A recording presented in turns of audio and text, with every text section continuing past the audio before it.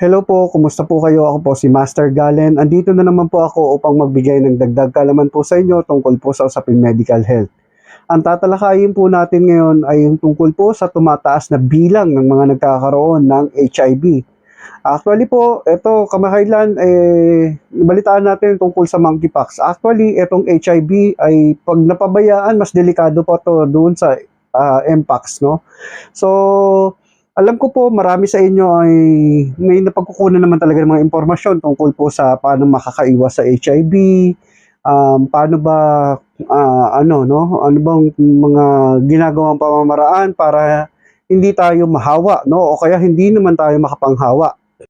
Pero dito po sa video ito ngayon ay mas bibigay ko po sa inyo ng medyo malalim, no, ng pagkaunawa, dahil tatalakayin po natin dito hindi po yung mga bagay na gano'n, no, yung tatalakayin po natin dito yung ano ba talaga nangyayari sa katawan natin pag infected tayo nito, saan ba natin ito nakukuha, papaano, no, at tatalakayin din natin dito yung mga maling paniniwala, mga maling pananaw tungkol po dito sa HIV, gaya ng yung ano ba yung pagkakaiba ng HIV, saka yung AIDS, no, yung mga pagkalito tungkol sa mga usapin ng HIV o AIDS, no, bibigyan po natin yan ng linaw. Kaya kung bago ka pa lang po dito sa channel na to, click mo na po yung subscribe button at notification bell para updated ka po sa lahat ng video kong gagawin. Kaya po, panoorin niyo po.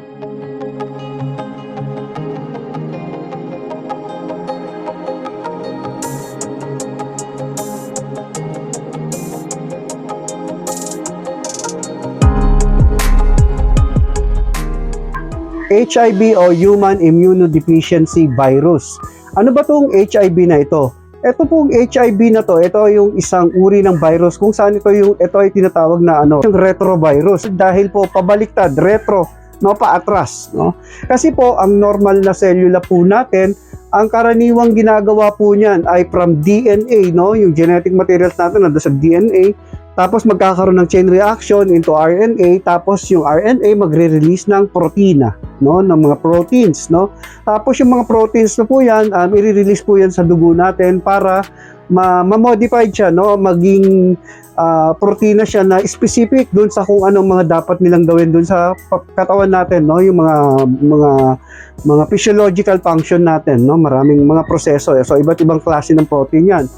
Pagdating po dito sa HIV, no, baliktad po siya, kaya tinawag siyang retrovirus. Kasi imbis na from DNA, RNA, gagawa ng proteins, baliktad po sa kanya. RNA, tapos DNA, tapos proteins, no? Yung proteins na po yun po ang papasok na, no? Papasok na doon sa natin, sa sarili nating mga immune system, ng mga selula natin na immune system.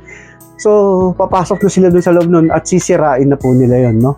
So, ang inaapektuhan po ng HIV ay yung mga immune system cell natin. Specifically po, yung tinatawag natin na CD4, no? CD4 nasa ano po yan? Kumbaga kung ito po yung cellula ng immune system natin, no? Napakarami nating immune system. Andiyan po yung mga monocytes, no? Yung tinatawag natin na helper T cells or yung T lymphocytes, no? Sila po yung mga sundalo natin sa katawan pag tayo ay may infection, na sila po yung tagapagkilala ng infection. Halimbawa, may pumasok pong infection sa atin, whether it is virus, bacteria, so pumasok po sa atin. So, kikilalanin ngayon yan nung helper T cells natin, tapos tatawagin niya yung mga kakosa niya na ibang immune system natin na selula na nararapat para pumuksa doon sa o kumalaban doon sa pumasok na microorganism doon sa ating katawan. Halimbawa, no, tatawagin niya si kakosa niyang monocyte, so si lymphocyte, no, si WBC. So tatawagin niya, depende po doon sa kalaban. Halimbawa, kung siya ang magbibigay ng instruction, halimbawa kung paano nila tatalunin yung virus na yon, o kaya bacteria, tapos kung anong gagawin nila doon pag tinalo na nila, no, tapos kung saan located yung microorganism na pumasok sa katawan natin, whether it is virus, fungi, o kaya bacteria, no? So yun po yung mga immune system natin, yun po ang yun po ang lab na lab ng HIV. Kumbaga ito po yung virus, no? Ngayon sa paligid niya, no, meron po diyan mga specific na protein, no, yung tinatawag ng GP41 saka yung GP120, no? Yan po ibig sabihin yung glycoproteins, no? Isang protina po yan na coated ng glucose, no, ng sugar, no? Ganun po yan. So, yung cellula naman natin, yung cellula po natin, yung immune system natin, meron naman po yan tinatawag na CD4. Isa rin po yan protina na nasa paligid po ng immune system natin. No? Ngayon po, ganito po kasi yan para mas maunawaan ninyo. No? Pag yung virus nandun na sa loob ng katawan natin, si GP120, lab na lab niyang mag-attach doon sa mga CD4. No? Yung mga CD4 na yan, matatagpuan yan sa mga immune system natin. So halimbawa ito si virus, no? May GP120 siya diyan. Ito naman si immune system natin, mayroon siyang CD4 diyan or yung cluster of differentiation 4 kung tawagin namin, no? So, lab na lab niyang hanapin niya. Pag nakita niya ngayon to, oy, may CD4 doon. Hindi niya naman alam, hindi naman niya kilala talaga yun, immune system natin yun eh. Kaya lang, yung mga immune system natin, may CD4, may isang specific na protein na ganun. So, didikit ngayon siya doon, no? Parang hahawakan niya na ngayon yun. Ngayon naman, yung isa pang protina na nandoon sa paligid ng virus po, yung tinatawag na GP41, yun naman, kakabit din doon sa may sa may cellula po natin sa immune system. So papasok sila ngayon doon. Yun po magpo-fuse na, no? Kung yung GP120 pang attachment lang, yung GP41 na tinatawag namin ay pang fusion na doon sa cellula. Tapos yun na, no? Magkakaroon na ng reaction, no? Magkakaroon na ng chain reaction. So papasok na siya doon sa DNA ng natin, ng immune system natin, ng cellula po natin. Tapos sisirain niya na yon, no? 'Di ba sabi ko RNA, DNA, tapos magre-release ng protein. Ngayon yung protein na nire-release ng virus po na yon, no, ng HIV, yun po ay magiging panibagong virus na naman, no? So mabilis siyang dumami. Imagine niyo, halimbawa, no? May sampung immune system na cellula. Tapos, may isang virus, no? Pumasok siya diyan, inatake niya yung isa, so maggagawa sila ng panibagong virus. So, etong pangalawang immune system natin, magiging virus, papapasukan na naman ng virus, no? Tapos may ilalabas na naman yan, panibagong virus. Kaya yung isang pumasok na virus na HIV, no, magre-replicate yun, parami ng parami, no? Parami ng parami hanggang sa ubusin niya lahat ng immune system natin. So, ganun po ang nangyayari. Ngayon, pag inubos niya na lahat ng immune system natin, anong mangyayari pag inubos niya na yung immune system natin?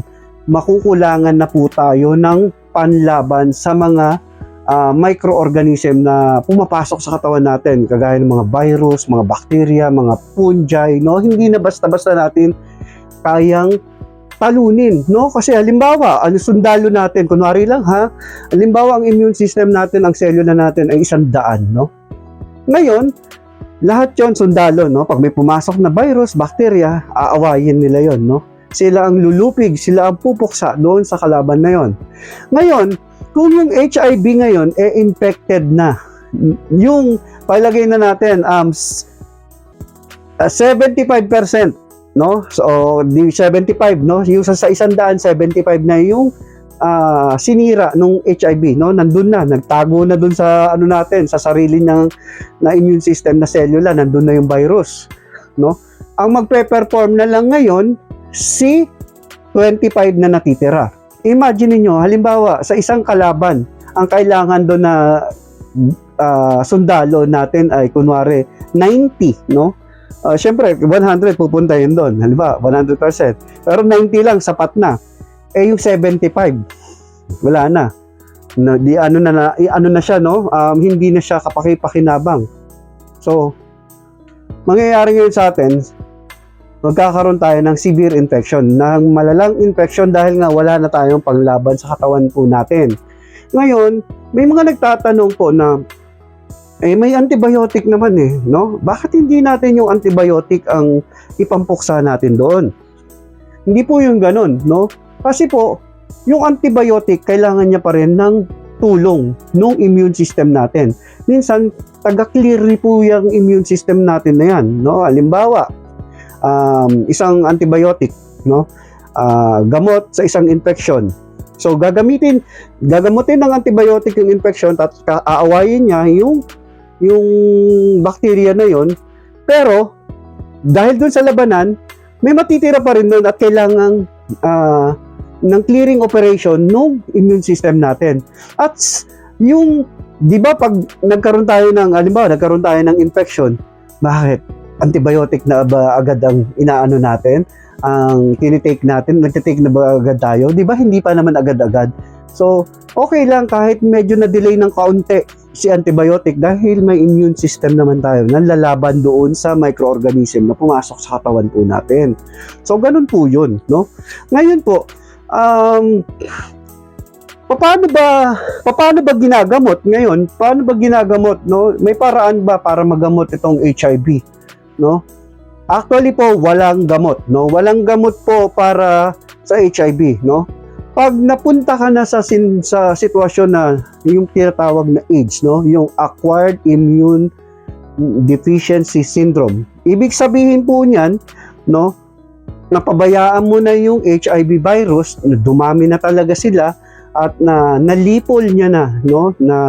Napuksa niya na or nasakop na lahat na karamihan sa immune system natin. Yun na po, no? Magkakaroon na po tayo ng mga severe na infection, no? Magkakaroon na po tayo ng mga malalalang sintomas. Ngayon po, di ba may mga sakit naman, may mga infection na wala lang sa atin, maning-mani lang sa atin, kayang-kaya naman natin kasi andyan yung immune system natin, no? Halimbawa, for example, no, yung kagaya nung na-topic ko tungkol dun sa pusa, yung Toxoplasma gondii, no? Isang uri ng po yan, ng pest, ng kalaban po natin na nakukuha natin doon sa pusa, no? Sa dumi ng pusa. Ngayon, pag naano naman natin yan, pag napasok naman na sa katawan natin yan, baliwala lang naman yan kayang-kaya ng immune system natin Ngayon, dahil kung wala na tayong mga sundalo sa katawan po natin, nalupig na, wala na, baliwala na po yan, no? So, ganun-ganun pa lang, magkakaroon pa agad tayo ng malalang infection. So, simple na ubo-sipon, lalala, no? So, dyan na po yung tinatawag na acquired immunodeficiency syndrome. Kumbaga, parang ganito po yun. Yung HIV magnanakaw, no? So, may pumasok si HIV, siya yung magnanakaw. Ngayon, pag yung mga selula natin, yun ang nagsisilbing bahay na mananakawan, no?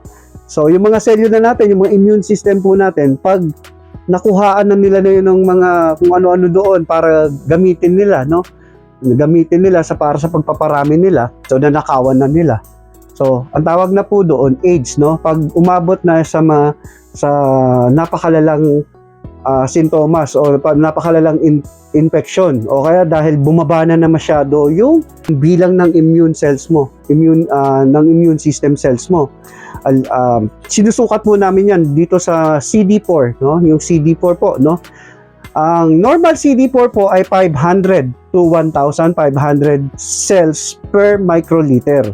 Ngayon po, pag bumaba sa 500, andyan na yung starting ng immunocompromise, no? Parang bumababa na paunti-unti, no? Nagsisimula nang bumaba yung immune system mo. Ngayon po, pag bumaba na ng 200 cells per microliters yung CD4 natin, no? Ibig sabihin, malala na, no? Wala na talaga tayong halos panlaban. Talagang immunocompromise na tayo. Talagang, yan dyan yung tinatawag natin na acquired immunodeficiency syndrome, yung pagkakaroon ng AIDS. So, ganun po yun, no? Ganun po yung nangyayari ngayon dyan, no? Bakit wala bang gamot para sa Wala bang gamot para sa AIDS? Once po na yung po natin, yung HIV, napasok nasakop niya na yung immune system natin, isang specific na immune system natin, yung cellular. Wala na po yun doon. Hindi po natin na kayang patayin yun unless mamatay na yung tao. Siyempre, pag namatay yung tao, mamamatay na din yung cellula. Ngayon, wala na siyang pagkukunan ng ano doon, pagkukunan ng kinakailangan niya para mabuhay. So, talagang mamamatay na rin, pati yung virus, no? Pero pag hanggat buhay yung tao, no, andun lang siya. Andun lang siya sa loob ng mga immune system cells natin, no? Yung mga monocytes, yung mga helper T cells, no? Nandun lang po siya, no? Forever yon hanggat buhay yung tao. Ngayon, parami siya ng parami hanggang ubusin niya, no? Hanggang sa kaya niyang ubusin lahat ng sundalo mo dyan sa katawan na panlaban sa infection. Kukunin niya po yun, no? Nanakawin niya po yun sa atin. So, ganun po yun, no? Ngayon, ano po yung lumalabas ng mga gamot po dito, no? Napakarami kasing pamamaraan para gamutin. Hindi naman para gamutin, no? Para pigilan yung pagdami ng virus, no? Pipigilan lang po yung pagdami, no? Hindi po papatayin yung virus, pipigilan lang yung pagdami. Halimbawa, no, na nagkaroon ka ng infection, no? Nahawa ka. May pumasok sa yung ilang virus. Kunwari ang viral load na pumasok. Kunwari lang para mas madaling kwentahin, babaan lang natin. So, kunwari may 5, no? May 5 pumasok sa katawan mo na virus. Ngayon, yung 5 pumasok na yon, ang goal doon ay pigilan, no? Pigilan yung pagdikit niya, no? Yung pag-attach niya doon sa CD4 natin na nasa may immune system natin, pigilan yon, no? Ngayon naman, kung hindi naman pigilan, o kaya naman po yung mag-attach siya, pero po, mapigilan naman natin yung pag-fuse niya, no? Yung pag-fuse niya, pagsasanib, puwersa, no? Parang yung HIV papasok na dun mismo sa selula ng immune system po natin, no? Papasok na to para pigilan din 'yon, no? May mga gamot naman na ang trabaho naman ay para putulin yung chain reaction, no? Halimbawa, dumikit, no, doon sa may immune system. Tapos sinakop niya na, nakapasok na siya doon sa loob. So from RNA magiging DNA, tapos magre-release ng protein. Yung protein naman na 'yon magsisimula na naman maging virus, no? Buputulin ngayon yung chain reaction nun. Maaring dumikit siya, makapasok siya, pero yung RNA hindi na magiging DNA, no? Basta po kailangan maputol niya yung sequence, no, yung pasunod-sunod para magiging ganap uling virus. Yung isang virus magre-replicate na naman, no? So yun lang ang trabaho sa ngayon ng mga actually very promising naman tong mga antiretroviral therapy na drugs na mga nire-reseta sa mga pasyente na may HIV, no? Kasi nga para pigilan yung pagdami, no? Yung pag-replicate, no? Pagdami. Kung halimbawa, kung 5 lang, di 5 lang, mapigilan ka na, huwag ka na dumami. Kumabit ka dyan, kabitan mo sila, pasukin mo sila, hindi kayo maglalabas ng panibagong protein para maging another virus, no? So, hindi mangyayari yon kasi nga may antiretroviral drugs ka. Ganun po lang ang gawa nun. Pero once nasakop niya na, napakialaman niya na yung cellula po natin, wala na po doon. Hindi na natin kayang tanggalin yon. Ngayon po, may mga tanong, no? May mga tanong na bakit daw wala bang naiimbentong bakuna? Dahil ang bakuna, di ba, sa mga virus, may mga bakuna, kagaya ng sa COVID, nagkaroon ng bakuna tayo doon. Bakit hindi naiimbento yung mga bakuna laban sa mga HIV? Possible naman po, pero sa ngayon wala pa, no? May tinitingnan na isang kumpanya na very promising naman yung nila, no, yung ginagawa nilang pananaliksik, no, at pag-aaral tungkol sa paggawa ng bakuna na yan, no, yung RNA vaccine, no. Pero hindi pa lubos, no, hindi pa lubos na talagang sure ball na, no. Siguro mga 5 to 10 years pa, no, baka sakali, no, maging tama na yon. Kasi po yung bakuna sa ngayon walang kakayahan para supilin yung HIV na magparami, no? Kasi masyado silang matalino, no? Ngayon halimbawa, magkarga ka ng bakuna. Magkarga ka ngayon ng bakuna sa isang tao. Pagkarga mo ng bakuna, maaaring bukas mag-mutate na naman yung yung proteins na yon, no? Yung itsura ng proteins na nire-release nila. So, halimbawa, nag-apply ka ng bakuna ngayon, sabihin ng bakuna, ay, kilala na kita, no? Ganyan ka lang pala, ikaw lang pala yan, kaya ka namin kalabanin, tuturuan ko tong mga immune system na namin na para kalabanin kayo, no? Kalabanin kayo, o wag na kayong dumami, pipigilan namin kayong pumasok sa immune system cells, no? Ganun ang gagawin ng bakuna. Dapat supposedly, no? Kaya lang hindi niya magagawa 'yon kasi mabilis mag-mutate, no? Halimbawa ngayon, kunwari yung proteins na nilabas niya, courting star, no? Bukas naman, baka courting flower naman, courting moon, courting triangle. So, pag-apply mo ng bakuna, wala na. The following day, or kung kailan, hindi na effective yun. Paano nakikilalanin yun, no? So, at isa pang dahilan dyan na magiging malabo sa ngayon ng bakuna kasi, syempre, ang tuturuan ng bakuna, yung immune system natin kung paano labanan yung HIV. Ngayon, sa palagay nyo, paano niya tuturuan yung immune system natin kung napasok na rin ng HIV, di ba? Kahit pa sabihin niya turuan ko kayo. Kung 100, may 20 pang natitira, no? Maturuan niya man 'yon, hindi naman sapat. Hindi naman sapat para hindi naman sapat para mapigilan niya yung pagdami ng virus, no?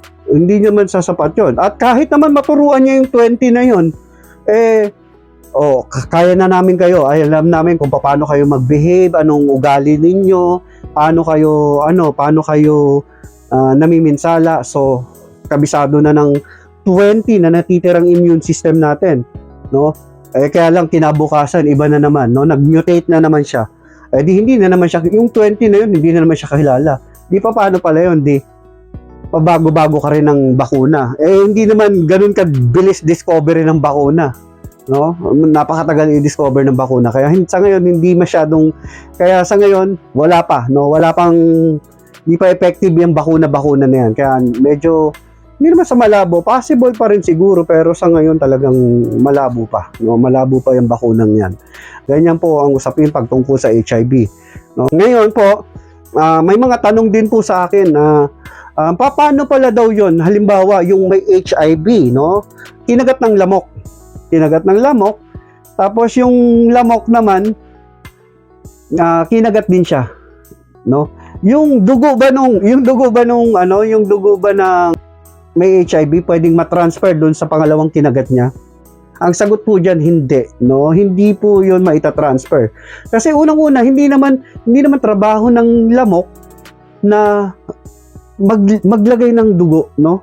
So sisipsipin niya yung dugo doon sa unang kinagat niya, no? Sa ikalawang ikakagatin niya, hindi niya naman gagawin na yung kinuha niyang dugo doon, yung sinipsip niyang dugo doon ay isalin doon, no? I-spit niya doon sa loob ng katawan nung pangalawang kinagat niya. Hindi niya po trabaho 'yun, no? Ang trabaho niya lang po magsak ng dugo, no? So, kaya yung dugo nung nauna, hindi niya rin maipapasa doon sa ikalawang kinagat niya. Saka hindi po nabubuhay yung HIV doon po sa lamok, no? Sa digestive system ng lamok, hindi po 'yan nabubuhay. Ngayon po, may tanong pa na maaari bang mahawa basta-basta sa laway? Hindi rin po, no? Kasi po may mga anti-microorganism properties po ang ating laway, no? Andiyan yung mga lysosomes, mga lactoferrin, deferrin, no? So hindi po basta-basta mangyayari din po 'yan. So sa ngayon po, talagang nakakahawa po 'yan sa sex, no? Sa pakikipagtalik, tapos halimbawa yung sharing ng needles, sa blood transfusion, tapos yung buntis, halimbawa yung nanay, no? Buntis yung nanay, so maaari niya mai-transfer yung HIV papunta doon sa anak. So, yun po ang mga pangunahing mode of transmission ng HIV. So, human to human lang po yan, ha? Hindi po yan human to hayop, no? Hindi po yan ganon. Sasabihin na naman ng iba dyan, di ba nagsimula yan sa unggoy? Ganito po kasi yon, no? Yung HIV po, nag-originate po talaga yan noong unang panahon, no? Noong 1920s, no? Sa Africa, particularly sa Congo, kung hindi ako nagkakamali, sa Congo, no? nakuha yan sa isang chimpanzee, no? Nakuha yan sa isang chimpanzee. Ngayon, actually, ang tawag doon sa virus na sa dugo no, ng chimpanzee na yon ay Simian Immunodeficiency Virus, SIV, no? Ngayon, napunta sa tao. Hindi naman talaga ang paghawa niyan ay from monkey papunta sa tao. Kaya lang yung simian virus na yon nung nailipat po sa tao, nagmutate, no? Nagmutate po yung virus na yon. So, naging HIV kalaunan, no?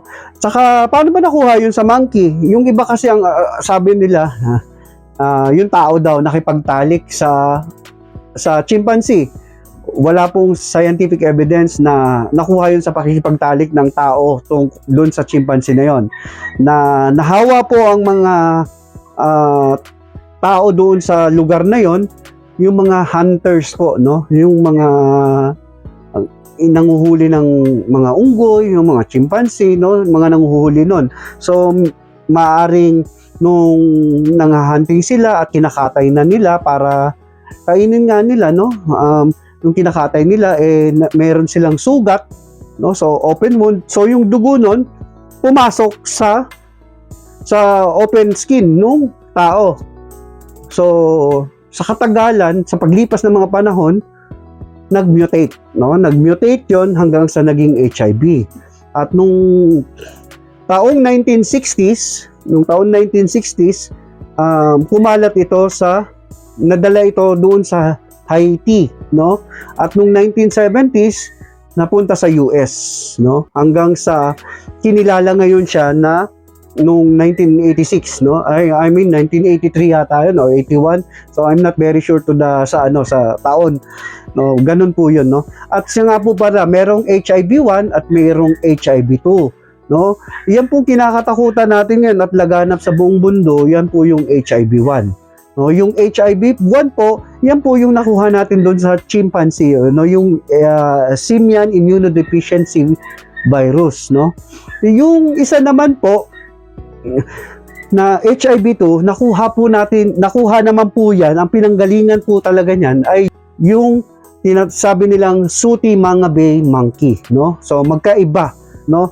Magkaiba po 'yan na virus nung napunta sa mga hunters doon nung unang panahon sa Africa, nagmutate, naging HIV. Ngayon, natuklasan nung mga taong 1986 yata 'yon, 83 or 81.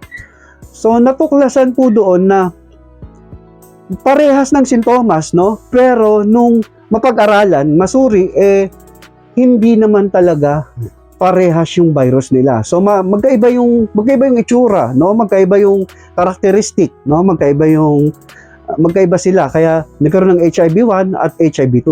Pero itong laganap ngayon sa atin, ito yung HIV-1, no? Siya yung mas madaling makahawa, siya yung mas deadly, no? Etong HIV-2, napakahirap gamutin din, pero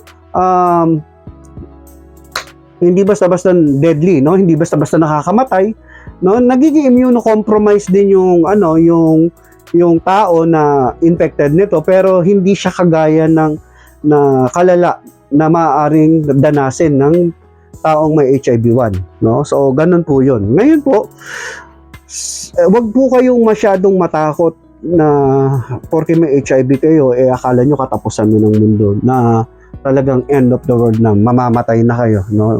May AIDS na kayo. Hindi naman porque may HIV kayo, ibig sabihin may AIDS na kayo. Di ba? Gaya nga nasabi ko, yung HIV, yun yung virus, no? Yung AIDS, yun po, yung pag masyado nang bagsak yung immune system mo at nagkaroon ka na ng severe, napakaraming komplikasyon, no? Dahil sa malalang infection, no?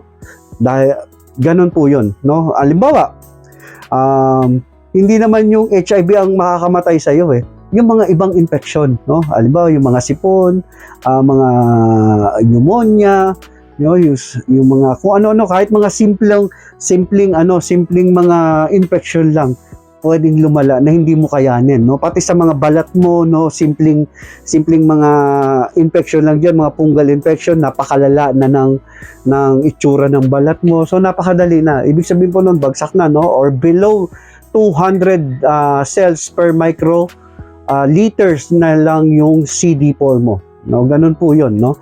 Pero pag naagapan nga po, no, pag naagapan po talaga 'yan, no, maaaring mabuhay ka pa rin ng normal, maaari pa rin ikaw mas maging malusog kagaya ng mga normal na tao na walang HIV, no? Basta kailangan maagapan 'yan na makapag ano ka kaagad, no, yung tinatawag na combination antiretroviral therapy o kaya yung HAART, no, yung heavy action antiviral therapy, no. Yan yung mga tawag diyan, no, mga kombinasyon. Yan yung pamamaraan para mapigilan natin, no, yung pagkakaroon ng malalang sakit o yung pag-uwi ng isang HIV sa pagkakaroon ng AIDS, no.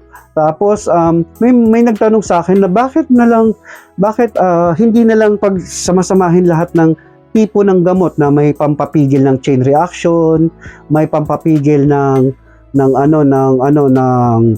pagdikit ng HIV doon sa immune system natin, pag fusion, no, pag yung mga pamamaraan na gano'n, pag sabay-sabay na lang yung gamot na gano'n. Hindi po pwede yun, hindi yung gano'n, no.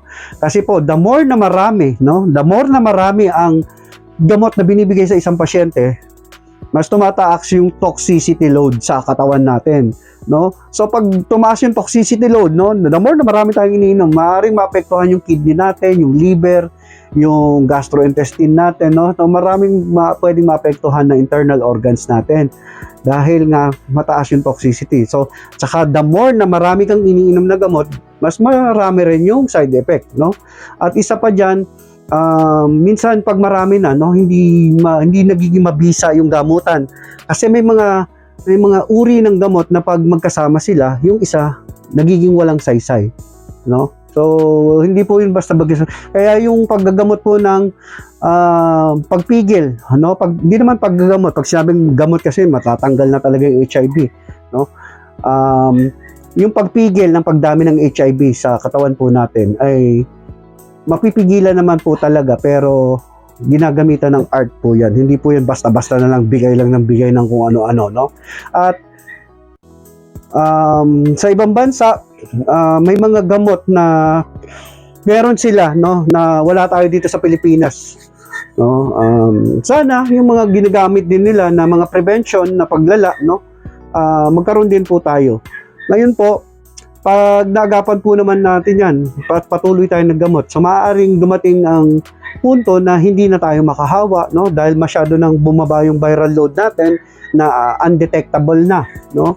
At hindi rin tayo basta-basta na ma-infection, no. So maaari pa rin tayong magmahal, no. Kahit may HIV tayo, maaari pa rin tayong magkaroon ng anak kahit may HIV tayo. So alisin niyo yung mga maling paniniwala ninyo, ay may HIV, nakakadiri yan. So hindi yung ganun, no. So kung paano may iwasan yung pagkakaroon ng ganito, so andyan naman yung website ng DOH natin, andyan napakaraming pwede nyong mabasa dyan, no, kung paano maiiwasan, ano mga sintomas ng isang taong may HIV, no.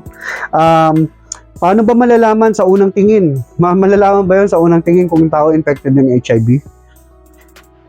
So ang sagot po, hindi po, no. Hindi po natin yung malalaman kasi may mga sintomas na hindi agad makikita sa taong may HIV, lalo na kung bago pa lang yan po sa kanya, no. So maaari siya maging normal, no. Tingnan mo siya normal, maayos, no, magandang pangangatawan, no, walang sakit.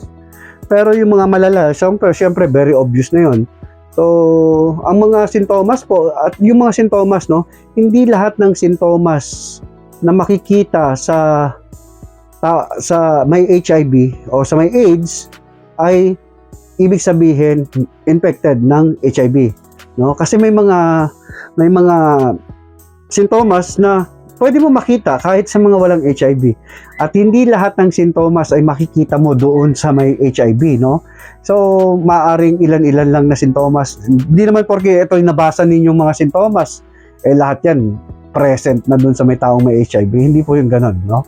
So, paano ba de-detect to? So, syempre, pamamagitan ng test. May mga test pong ginagawa diyan kagaya ng yung ano po, no, yung ELISA test, no? Tapos yung ano po natin, yung PCR, no? Saka NAT, no? Yung pang-confirmatory natin diyan, yung tinatawag na Western blot, pero no, dati pa yon, no? May bago na, no? Yung Guineus na yung tinatawag na HIV-1, HIV-2 na test, no? So yan yung mas bago-bago na ginagamit, no? So yun lang po, no? Medyo napakahaba na nitong discussion na to. So putulin na po natin to, no? Kung may mga katanungan pa kayo na nais yung itanong, ipunin natin, no? I-message niyo po sa akin, okay, comment niyo dito sa comment box, okay, PM niyo dun sa Master Galen na PMS official na Facebook page ko. Tapos po, pwede nyo rin pong i-comment doon sa pagpo-postan ko nito, no, doon sa Facebook page natin. So, yan lang po. Ito pong mga sinasabi ko, tanging gabay lamang ninyo, no? Hindi naman to para takutin kayo o para pa-relaxin lang kayo, no? Dagdag kaalaman po, no? Kasi actually, kung gusto ko nga itong i-topic, no, kung may magre-request na naman uli ng mga mga estudyante, no, i-detalye ko to sa inyo, no, yung tungkol dito sa HIV, no. Papasok na dito yung mga usapan natin ng mga glycoproteins, mga ano po natin, mga proteins na ginaganap, yun, no, yung mga CD4, no, GP120, GP41, tapos yung yung mga iba-ibang klaseng drugs, no, yung mga mechanism of action, no, pag-uusapan po natin yan dito, no. So sa ngayon po, dito na lang, kita-kita na lang uli po tayo sa next video. Ako po uli si Master Galen, paalam pansamantala.